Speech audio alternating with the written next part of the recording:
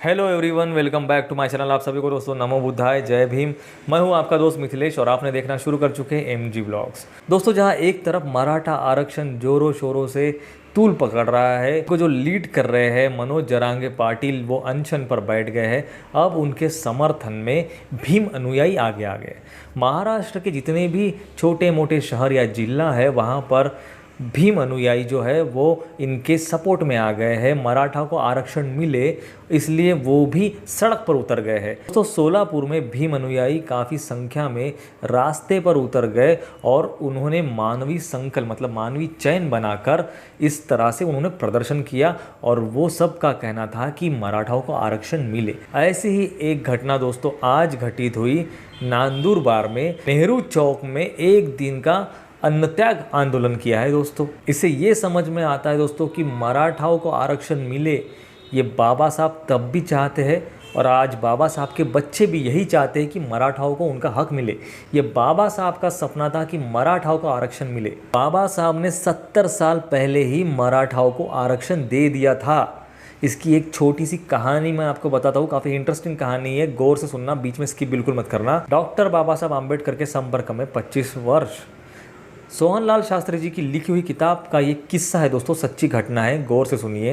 वे आगे लिखते हैं कि उस समय जो मराठाओं के पाटिल थे पंजाबराव देशमुख, वो सुबह सुबह के समय बाबा साहब के निवास स्थान पर पहुंचते हैं। तब बाबा साहब एक किताब पढ़ते हुए रहते हैं। तब बाबा साहब पंजाबराव देशमुख को कहते हैं कि मैंने संविधान का कच्चा मसूदा तैयार किया है, आप इसे पढ़िए, तब तक मैं वॉक करके आता हूँ। सुबह का समय होता है और बाबा साहब को आदत थी हमेशा वॉक करने की। अपने घर के गार्डन में ही वो वॉक किया करते थे। उन्होंने अपना जो कच्चा मसूदा है वो पंजाबराव देशमुख जी को पढ़ने के लिए दिया और वो वॉक पर चले गए। कुछ समय बाद जब बाबा साहब वॉक कर कर अपने घर पर पहुँचते हैं तो देखते हैं कि पंजाबराव देशमुख है वो रो रहे हैं। बाबा साहब उनसे पूछते हैं कि क्या हुआ, मुझसे कुछ गलती हो गई इस संविधान लिखने में।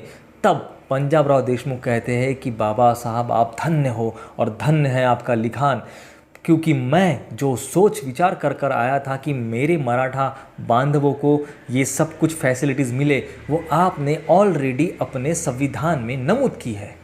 तो धन्य है आप और धन्य है आपका लिखान। इससे ये साबित होता है दोस्तों कि बाबा साहब ने 70 साल पहले ही मराठाओं को आरक्षण देने का सपना देखा था। लेकिन उस समय के जो बाहुबली मराठा लोग थे, उन्होंने ये आरक्षण लेने से मना कर दिया और एक मोर्चा उस समय की जो पॉलिटिकल पार्टी थी उसके बहकाव में आके बाबा साहब के निवास स्थान पर ले गए और वहाँ पर उन्होंने कहा कि हम कोई दलित नहीं है, हमें आरक्षण की ज़रूरत नहीं है, हमारे पास कई एकड़ ज़मीन है और हम सक्षम है, आरक्षण की भीख हमें नहीं चाहिए। तब बाबा साहब ने मराठाओं से कहा था कि आज भले आपको इसकी ज़रूरत महसूस नहीं हो रही, लेकिन जिस दिन आपको इसकी ज़रूरत पड़ेगी उस दिन इसे देने के लिए मैं नहीं रहूँगा। और वही हुआ। आज यहाँ पर मराठाओं को आमरण उपोषण करना पड़ रहा है। 60 से 70 मराठाओं ने अभी तक आत्महत्या कर दी है, सिर्फ आरक्षण मिले इसलिए। उस ज़माने के लोगों की गलती की वजह से आज मराठा भाइयों को ये सब झेलना पड़ रहा है। बाबा साहब की दूरदृष्टि देखिए दोस्तों, वो विद्वान इंसान थे, वो इतने पढ़े लिखे थे, उनके पास 32 डिग्रियों का नॉलेज था दोस्तों। ऐसे ही तो नहीं दे रहे होंगे ना वो आरक्षण, कुछ तो उन्होंने देखा होगा मराठा बांधवों के बारे में, जो उन्होंने सोचा कि इन्हें आरक्षण की ज़रूरत है। खैर कोई बात नहीं, तब भी बाबा साहब आपके सपोर्ट में थे, आज उनके बच्चे आपके सपोर्ट में हैं।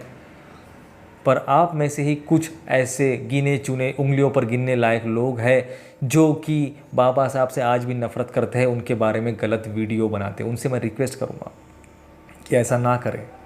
अगर हम आपको सपोर्ट कर सकते हैं तो ये जो गिने चुने लोग जो बाबा साहब को भला बुरा कर रहे हैं उनको हम तोड़ भी सकते हैं। किसी को ये भूलने की ज़रूरत नहीं है कि आरक्षण ये जो शब्द है ये भी बाबा साहब का ही दिया गया है। जय भवानी जय शिवाजी ये नारा भी बाबा साहब का ही दिया हुआ है। महाड़ सत्याग्रह के समय सबसे पहले जय भवानी का नारा देने वाले बाबा साहब ही थे।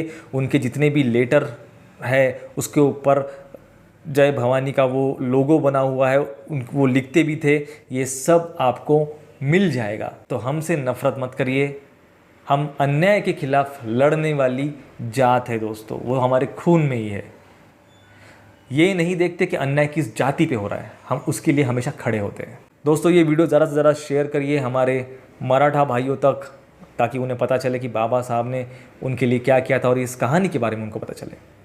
तो चलो मिलते हैं नेक्स्ट वीडियो में ऐसे किसी इंटरेस्टिंग टॉपिक के साथ। तब तक के लिए आप सभी को दोस्तों नमो बुद्धाय, जय भीम, जय शिवराय, जय सम्राट अशोक।